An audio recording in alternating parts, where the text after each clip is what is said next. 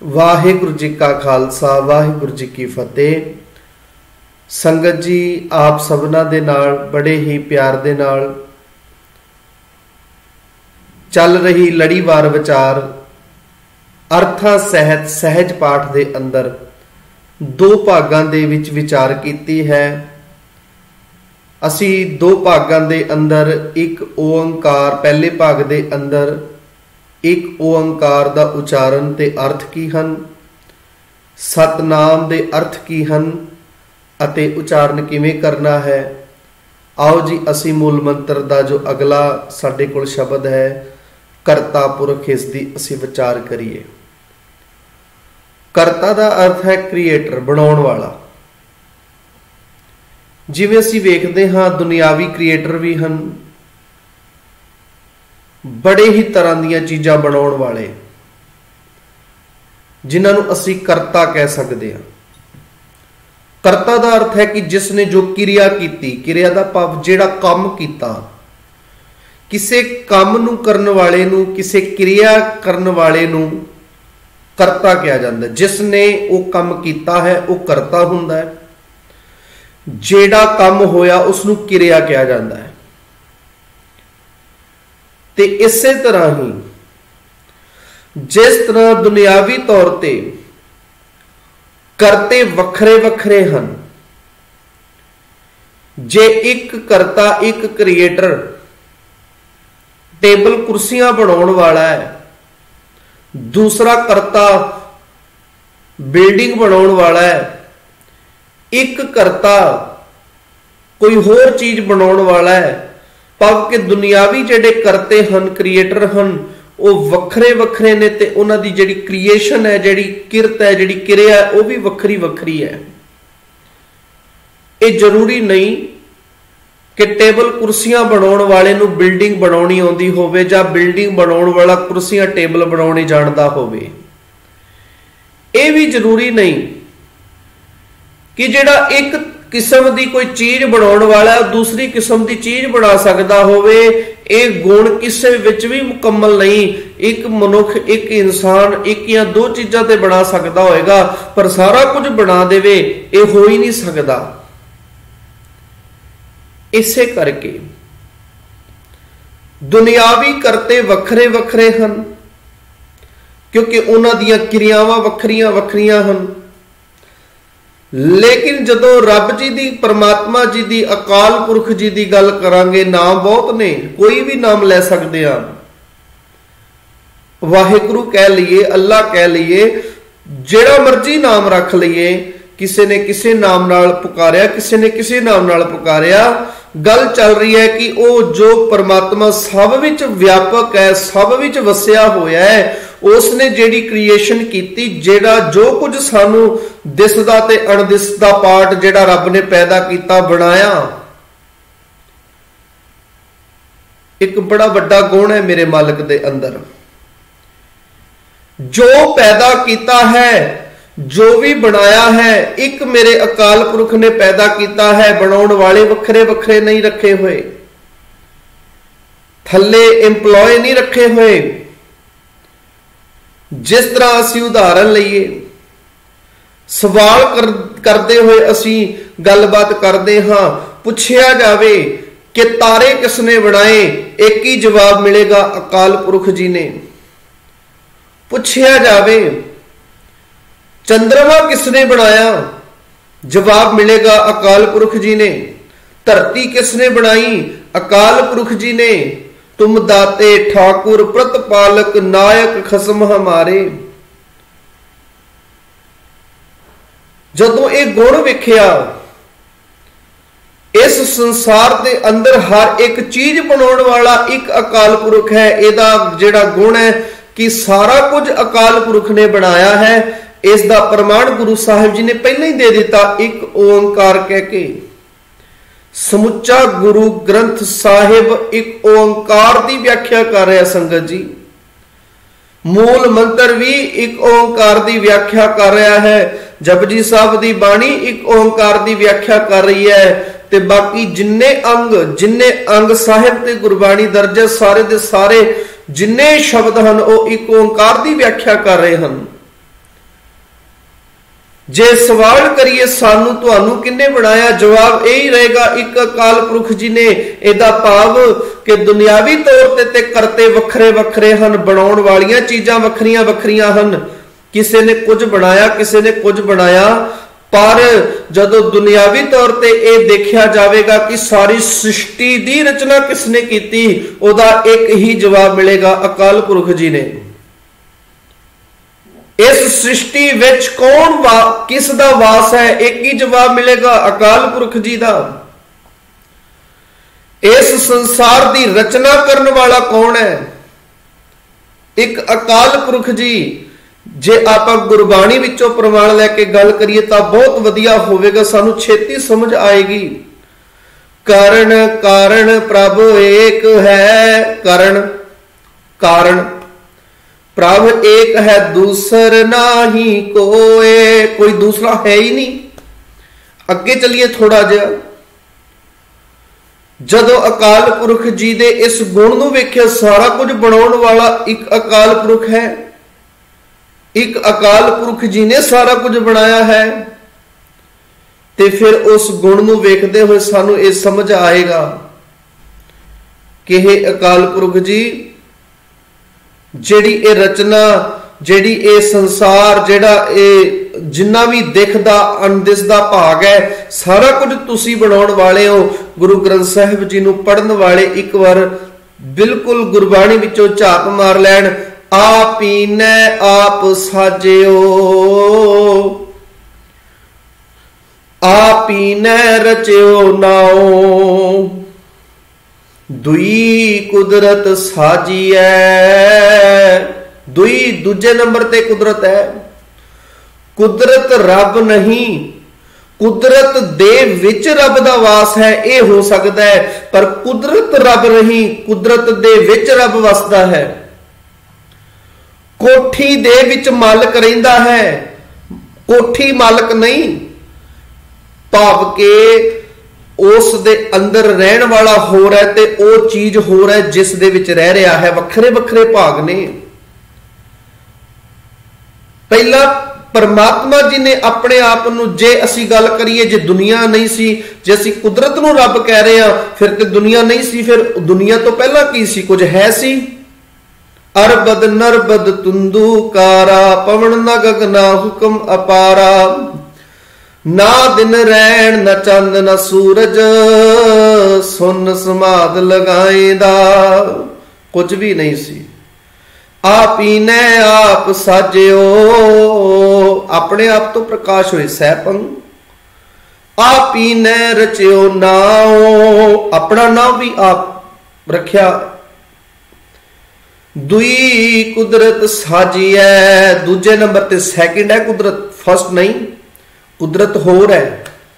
दुई कुदरत साजी है। अच्छा, जे कुदरत रब हुंदी फिर पहले नंबर ते रख दे गुरु साहब जी। दुई कुदरत साजी है, सैकंड नंबर ते कुदरत नूं रखिया। पहला अपने आप दी रचना, अपने आप नूं परमात्मा ने आप प्रकाश कीता, आप ही ने आप साजियो। क्योंकि अकाल पुरख जी अजूनी हन, अकाल पुरख जी नूं बनाउण वाला कोई नहीं। अकाल पुरख जी अपने आप तो बने हन, अपने आप तो पैदा होए हन, इस करके सहभंग हन। अगे चलिए, दुई कुदरत साजिए, कर आसन डिठो चाओ, कर आसन डिठो चाओ। ये जो कुछ वापर रहा है साडे विच ही टकाना बना के इस हो रहे वर्तारे नूं खुद वेख रहे ने, साडे राही ही सारा कुछ वेख रहे ने, साडे विच ही वस के सारी इस कुदरत का आनंद मान रहे हैं।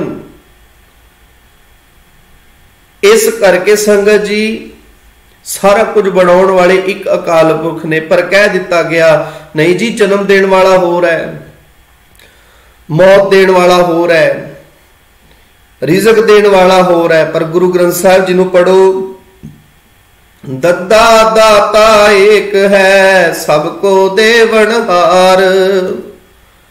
होर पढ़ लीजिए जी, एको है पाई एको है, साहिब मेरा एको है। इस करके करता पुरख, करता दा अर्थ असी विचार कीती, बनाउण वाला जिन्नी रचना सी वेख रहे हां, एक अकाल पुरख ने पैदा की बनाई, इस करके करता।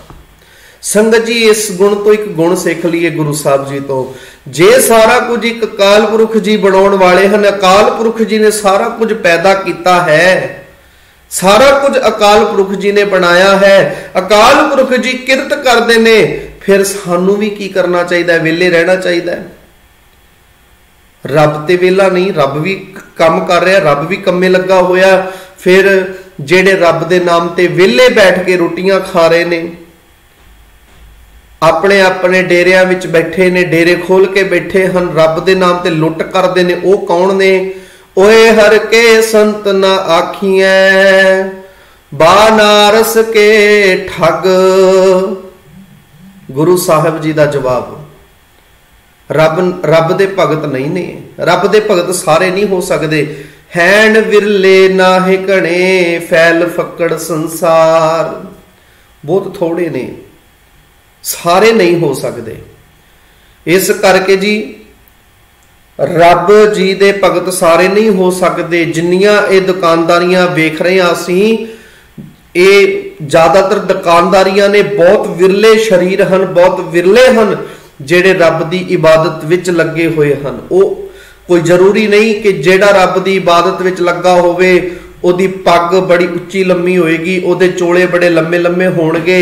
संगत जी रब दा प्यारा, रब दा सेवक, रब दा भगत दुकान ते बैठण वाला भी हो सकता है। रब दा प्यारा अपने घर दे काम करन वाला भी हो सकता है। रब दा प्यारा मिट्टी कट्टे विच लिबड़िया होया भी हो सकता है। जेड़ा वेला बैठा होया है, जिन्हें एक कदी काम नहीं किया, जिन्हें कदी भी सरबत दे भले लई कोई कारज नहीं किया, असीं उन्हां दे विच रब वेखदे हां। साडा बहुत वड्डा भुलेखा है। इस करके रब जी करता हन ते मनुख नूं भी अपनी जिंदगी विच कुछ ना कुछ करते रहना चाहिए। यह गुण असीं अपनी जिंदगी विच धारण कर लईए। पुरख जे रब जी करता हन ते हुण इत्थे ध्यान देना जी, दुनियावी करते जेड़ी क्रिएशन की, जो बनाया, जो पैदा किया, जो भी किसी तरीके नाल कोई चीज बनाई, उहदे विच रहिंदा नहीं है, उहदे विच टकाना नहीं करके रख सकदा। लेकिन परमात्मा जी का एक गुण है कि परमात्मा जी ने जो पैदा किया, जो बनाया, उस विच एक रस व्यापक भी हैं, उस विच बैठे भी हुए हैं। हुणे असीं प्रमाण पढ़िया, कर आसन डिठो चाओ, कर आसन डिठो चाओ।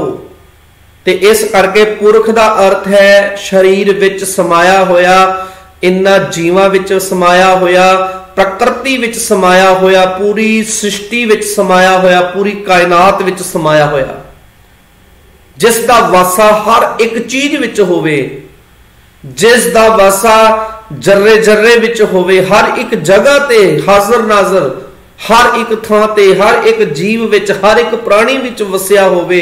इस गुण करके क्या गया पुरख।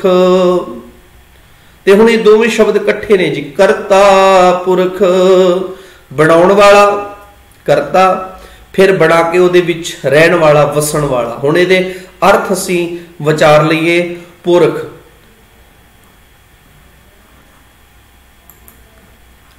संस्कृति विच इहदा अर्थ है व्युत्पत्ति अनुसार इस लफ्ज का अर्थ इउं कीता गया। संस्कृति दे अंदर व्युत्पत्ति, जिस करके इस लफ्ज का अर्थ इस तरह किया गया। संस्कृति दे अंदर की किया गया जी, पूर्शेते इत पुरुषा, पूर्शेते इत पुरुषा। इहदा अर्थ की है जी, भाव के जो शरीर विच लेटिया होया है, जो शरीर विच वस रहा है। संस्कृति विच आम प्रचलित अर्थ हैं मनुख, आम प्रचलित इस पुरख शब्द दे पुरुषा तो अर्थ लए गए मनुख।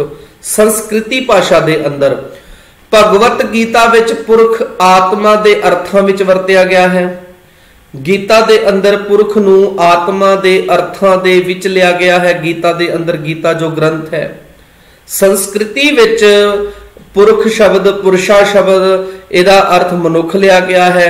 रघुवंश विच यह शब्द ब्रह्मांड अते आत्मा दोवां वास्ते, रघुवंश दे विच आप जी नूं इसदा जिहड़ा शब्द है ਇਹਦੇ ਜਿਹੜੇ ਅਰਥ ਮਿਲਣਗੇ ਉਹ ਬ੍ਰਹਮੰਡ ਵਾਸਤੇ ਕੀਤੇ ਗਏ ਨੇ ਅਤੇ ਆਤਮਾ ਵਾਸਤੇ ਕੀਤੇ ਗਏ ਨੇ। ਇਹਨਾਂ ਦੋਵਾਂ ਦੇ ਰੂਪ ਵਿੱਚ ਅਰਥ ਕੀਤੇ ਗਏ ਨੇ। ਇਸੇ ਤਰ੍ਹਾਂ ਪੁਸਤਕ ਸ਼ਿਸ਼ੂਪਾਲ ਵੱਧ ਵਿੱਚ ਵੀ ਇਹ ਇਸੇ ਰੂਪ ਦੇ ਵਿੱਚ ਅਰਥ ਕੀਤੇ ਗਏ ਹਨ ਜਿਹੜੇ ਅਸੀਂ ਉੱਪਰ ਪੜ੍ਹੇ ਹਨ, ਬ੍ਰਹਮੰਡ ਅਤੇ ਆਤਮਾ। ਸ਼੍ਰੀ ਗੁਰੂ ਗ੍ਰੰਥ ਸਾਹਿਬ ਵਿੱਚ ਪੁਰਖ ਦਾ ਅਰਥ ਹੈ। ਹੁਣ ਇਹ ਤੇ ਸੀ ਹਵਾਲੇ ਕਿ ਪੁਰਖ ਸ਼ਬਦ ਹੋਰਾਂ ਭਾਸ਼ਾਵਾਂ ਦੇ ਵਿੱਚ, ਸੰਸਕ੍ਰਿਤੀ ਵਿੱਚ ਅਤੇ ਹੋਰਾਂ ਗ੍ਰੰਥਾਂ ਵਿੱਚ ਕਿਹੜੇ-ਕਿਹੜੇ ਰੂਪ ਵਿੱਚ ਅਰਥ ਕੀਤੇ ਗਏ ਪੁਰਖ ਸ਼ਬਦ ਦੇ। ਤੇ ਇਸੇ ਤਰੀਕੇ ਨਾਲ ਹੀ ਹੁਣ ਵੇਖਦੇ ਹਾਂ ਕਿ ਗੁਰੂ ਗ੍ਰੰਥ ਸਾਹਿਬ ਜੀ ਦੇ ਅੰਦਰ ਪੁਰਖ ਸ਼ਬਦ ਦੇ ਅਰਥ ਕੀ ਨੇ। ਸ਼੍ਰੀ ਗੁਰੂ ਗ੍ਰੰਥ ਸਾਹਿਬ ਵਿੱਚ ਪੁਰਖ ਦਾ ਅਰਥ ਹੈ ਉਹ ਓੰਕਾਰ, ਜਿਸ ਦੇ ਬਾਰੇ ਅਸੀਂ ਉੱਪਰ ਪੜ੍ਹ ਚੁੱਕੇ ਹਾਂ। ਉਹ ਓੰਕਾਰ ਜੋ ਸਾਰੇ ਜਗਤ ਵਿੱਚ ਵਿਆਪਕ ਹੈ। ਪੁਰਖ ਦਾ ਅਰਥ ਉਹ ਓੰਕਾਰ ਜੋ ਸਾਰੇ ਜਗਤ ਵਿੱਚ ਵਿਆਪਕ ਹੈ, ਭਾਵ ਸਾਰੇ ਸੰਸਾਰ ਵਿੱਚ ਸਮਾਇਆ ਹੋਇਆ ਹੈ। ਉਹ ਆਤਮਾ ਜੋ ਸਾਰੀ ਸ੍ਰਿਸ਼ਟੀ ਵਿੱਚ ਰਮ ਰਿਹਾ ਹੈ। ਅਜਿਹੀ ਆਤਮਾ ਦੀ ਗੱਲ, ਅਜਿਹੇ ਆਤਮਾ ਦੀ ਗੱਲ ਜੋ ਸਾਰੀ ਹੀ ਕਾਇਨਾਤ ਸ੍ਰਿਸ਼ਟੀ ਵਿੱਚ ਰਮਿਆ ਹੋਇਆ ਹੈ। ਮਨੁੱਖ ਅਤੇ ਆਤਮਾ ਅਰਥ ਵਿੱਚ ਵੀ ਇਹ ਸ਼ਬਦ ਕਈ ਥਾਈਂ ਆਇਆ ਹੈ। ਕਈ ਥਾਵਾਂ ਤੇ ਸੰਗਤ ਜੀ ਗੁਰੂ ਗ੍ਰੰਥ ਸਾਹਿਬ ਜੀ ਦੇ ਅੰਦਰ ਵੀ ਮਨੁੱਖ ਵਾਸਤੇ ਵੀ ਪੁਰਖ ਸ਼ਬਦ ਕਿਤੇ ਕਿਤੇ ਵਰਤਿਆ ਗਿਆ ਹੈ ਅਤੇ ਕਿਤੇ ਕਿਤੇ ਆਤਮਾ ਦੇ ਅਰਥ ਕਰਨ ਵਾਸਤੇ ਵੀ ਪੁਰਖ ਸ਼ਬਦ ਦੀ ਵਰਤੋਂ ਸ਼੍ਰੀ ਗੁਰੂ ਗ੍ਰੰਥ ਸਾਹਿਬ ਜੀ ਦੇ ਅੰਦਰ ਕੀਤੀ ਗਈ ਹੈ। ਸੋ ਸੰਗਤ ਜੀ, ਅਸੀਂ ਅੱਜ ਜੋ ਕਿ ਇਸ ਗੁਰਬਾਣੀ ਦੇ ਸੰਬੰਧ ਵਿੱਚ ਜੋ ਕਿ ਅਰਥਾਂ ਸਹਿਤ ਸਹਿਜ ਪਾਠ ਦੇ ਤੀਸਰੇ ਭਾਗ ਦੇ ਵਿੱਚ ਕਰਤਾ ਪੁਰਖ ਸ਼ਬਦ ਤੱਕ ਵਿਚਾਰ ਕੀਤੀ ਹੈ। ਇੱਥੇ ਹੀ ਤੀਜੇ ਭਾਗ ਦੀ ਸਮਾਪਤੀ ਹੈ। ਸਮੂਹ ਸੰਗਤ ਨੂੰ ਬੇਨਤੀ ਹੈ ਕਿ ਜਿੰਨਾ ਤੱਕ ਵੀ ਆਪ ਜੀ ਕੋਲ ਇਹ ਸਲਾਈਡ ਪਹੁੰਚ ਰਹੀ ਹੈ, ਕਿਰਪਾ ਕਰਕੇ ਇਸ ਸਲਾਈਡ ਨੂੰ ਸੰਗਤ ਤੱਕ ਪਹੁੰਚਾਉਣ ਦਾ ਆਪ ਜੀ ਨੇ ਜ਼ਰੂਰ ਇਹ ਸੇਵਾ ਨਿਭਾਉਣੀ ਹੈ, ਤਾਂ ਕਿ ਸੰਗਤ ਜੀ ਸਾਨੂੰ ਸਾਰਿਆਂ ਨੂੰ ਗੁਰਬਾਣੀ ਦੇ ਅਰਥ ਸਮਝ ਆ ਸਕਣ। ਨਾਲ ਇੱਕ ਹੋਰ ਜ਼ਰੂਰ ਬੇਨਤੀ ਹੈ ਸੰਗਤ ਜੀ, ਆਪ ਜੀ ਨੇ ਕਿਰਪਾ ਕਰਕੇ ਜੋ ਵੀ ਆਪ ਜੀ ਕੋਲ ਗੁਰਬਾਣੀ ਦੀਆਂ ਇਹ ਵਿਚਾਰਾਂ ਪਹੁੰਚ ਰਹੀਆਂ ਹਨ, ਲਗਾਤਾਰ ਇਹ ਜਿਹੜਾ ਸਹਿਜ ਪਾਠ ਆਰੰਭ ਕੀਤਾ ਗਿਆ ਹੈ, ਇਹ ਸਹਿਜ ਪਾਠ ਲਗਾਤਾਰ ਇਸੇ ਤਰ੍ਹਾਂ ਅਰਥਾਂ ਸਮੇਤ ਚੱਲਦਾ ਰਹੇਗਾ ਅਤੇ ਅਸੀਂ ਸੰਪੂਰਨ ਸਹਿਜ ਪਾਠ ਇਸ ਤਰ੍ਹਾਂ ਅਰਥਾਂ ਨੂੰ ਵਿਚਾਰ ਕੇ, ਅਰਥਾਂ ਨੂੰ ਵੇਖ ਕੇ ਸਮਝ ਕੇ ਅਸੀਂ ਸਾਰੇ ਦਾ ਸਾਰਾ ਸਹਿਜ ਪਾਠ ਸ਼੍ਰੀ ਗੁਰੂ ਗ੍ਰੰਥ ਸਾਹਿਬ ਜੀ ਦਾ ਕਰਨ ਦੀ ਕੋਸ਼ਿਸ਼ ਕਰਨੀ ਹੈ। ਤੇ ਆਪ ਸੰਗਤ ਨੂੰ ਬੇਨਤੀ ਹੈ ਕਿ ਆਪ ਜੀ ਨੇ ਸਿਰਫ ਇੰਨੀ ਸੇਵਾ ਨਿਭਾਉਣੀ ਹੈ ਕਿ ਆਪ ਜੀ ਨੇ ਇਹਨਾਂ ਸਲਾਈਡਾਂ ਨੂੰ ਸਮੁੱਚੀ ਸੰਗਤ ਤੱਕ ਜ਼ਰੂਰ ਪਹੁੰਚਾਉਣਾ ਹੈ, ਕਿਉਂਕਿ ਘਰਾਂ ਦੇ ਵਿੱਚ ਬੈਠੀਆਂ ਸੰਗਤਾਂ ਨੂੰ ਪਾਠ ਕਰਨ ਦੇ ਵਿੱਚ ਵੀ ਬੜੀ ਪਰੇਸ਼ਾਨੀ ਆਉਂਦੀ ਹੈ, ਉਚਾਰਨ ਕਰਨ ਸੰਬੰਧੀ ਪਰੇਸ਼ਾਨੀ ਆਉਂਦੀ ਹੈ, ਨਹੀਂ ਪਤਾ ਲੱਗਦਾ ਕਿ ਪਾਠ ਦਾ ਮਤਲਬ ਕੀ ਹੈ ਤੇ ਜਾਂ ਜਿਹੜਾ ਪਾਠ ਅਸੀਂ ਕਰ ਰਹੇ ਹਾਂ ਇਹਦੇ ਅਰਥ ਕੀ ਹਨ। ਤੇ ਸੰਗਤ ਜੀ, ਅਸੀਂ ਆਮ ਬੋਲਚਾਲ ਦੇ ਵਿੱਚ ਹੀ ਇਹਨਾਂ ਸ਼ਬਦਾਂ ਦੇ ਅਰਥ ਕੀਤੇ ਹਨ। ਆਪ ਸਮੂਹ ਸੰਗਤਾਂ ਦਾ ਬਹੁਤ ਬਹੁਤ ਧੰਨਵਾਦ ਹੈ। ਨਾਲ ਹੀ ਬੇਨਤੀ ਹੈ ਕਿ ਜੋ ਨਿਰਗੁਣ ਕਥਾ ਜਿਸ ਤੇ ਆਪ ਜੀ ਨੂੰ ਗੁਰਮਤ ਵਿਚਾਰਾਂ, ਗੁਰਮਤ ਦੀ ਸਾਂਝ, ਮੁੱਢਲੀ ਜਾਣਕਾਰੀ, ਸਿੱਖ ਇਤਿਹਾਸ ਦੀ ਜਾਣਕਾਰੀ ਮਿਲ ਰਹੀ ਹੈ, ਆਪ ਜੀ ਨਾਲ ਹਰ ਰੋਜ਼ ਅਸੀਂ ਸਾਂਝੀ ਕਰਦੇ ਹਾਂ। ਕਿਰਪਾ ਕਰਕੇ ਇਸ ਚੈਨਲ ਨੂੰ ਸਬਸਕ੍ਰਾਈਬ ਜ਼ਰੂਰ ਕਰਿਓ। ਆਪ ਜੀ ਦਾ ਇਹ ਬਹੁਤ ਵੱਡਾ ਸਹਿਯੋਗ ਰਹੇਗਾ। ਆਪ ਜੀ ਨੇ ਬਹੁਤ ਪਿਆਰ ਦਿੱਤਾ ਹੈ, ਬਹੁਤ ਸੰਗਤਾਂ ਦੇ ਸਵਾਲ ਆਉਂਦੇ ਹਨ। ਸਮੂਹ ਸੰਗਤਾਂ ਦੇਸ਼ਾਂ ਵਿਦੇਸ਼ਾਂ ਵਿੱਚ ਵਸ ਰਹੀਆਂ ਨੇ, ਉਹਨਾਂ ਦਾ ਬੜਾ ਪਿਆਰ ਮਿਲ ਰਿਹਾ ਹੈ। ਬਹੁਤ ਸੰਗਤਾਂ ਦੇ ਤੱਕ ਇਹ ਵੀਡੀਓ ਪਹੁੰਚ ਰਹੀ ਹੈ। ਕੈਨੇਡਾ ਦੇ ਵਿੱਚ ਵੀ ਇਸ ਚੈਨਲ ਨੂੰ ਦੇਖਿਆ ਜਾ ਰਿਹਾ ਹੈ। ਆਪ ਸਮੁੱਚੀਆਂ ਸੰਗਤਾਂ ਦਾ, ਜਿੱਥੇ ਜਿੱਥੇ ਵੀ ਸੰਗਤਾਂ ਇਹ ਸੇਵਾ ਪਹੁੰਚਾ ਰਹੀਆਂ ਨੇ, ਸਮੁੱਚੀ ਸੰਗਤ ਦਾ ਧੰਨਵਾਦ ਹੈ। ਆਪ ਜੀ ਆਪਣੀ ਕੋਈ ਵਿਚਾਰ ਜਾਂ ਕੋਈ ਸਵਾਲ ਵੀ ਆਪ ਜੀ ਭੇਜ ਸਕਦੇ ਹੋ। ਨੰਬਰ ਦਿੱਤੇ ਹੋਏ ਨੇ ਜੀ, ਮੇਲ ਆਈਡੀ ਦਿੱਤੀ ਹੋਈ ਹੈ। ਆਪ ਜੀ ਨੰਬਰਾਂ ਤੇ ਕੋਈ ਵੀ ਜਾਣਕਾਰੀ ਸਾਂਝੀ ਕਰ ਸਕਦੇ ਹੋ। ਆਪ ਜੀ ਨੇ ਗੁਰਬਾਣੀ ਸੰਬੰਧੀ ਕੋਈ ਹੋਰ ਸਾਨੂੰ ਸੁਝਾਅ ਦੇਣਾ ਹੈ, ਦੇ ਸਕਦੇ ਹੋ। ਇੱਥੇ ਹੀ ਸਮਾਪਤੀ ਹੈ। ਫਤਿਹ ਨਾਲ ਸਾਂਝ ਪਾਓ ਜੀ। ਵਾਹਿਗੁਰੂ ਜੀ ਕਾ ਖਾਲਸਾ, ਵਾਹਿਗੁਰੂ ਜੀ ਕੀ ਫਤਿਹ।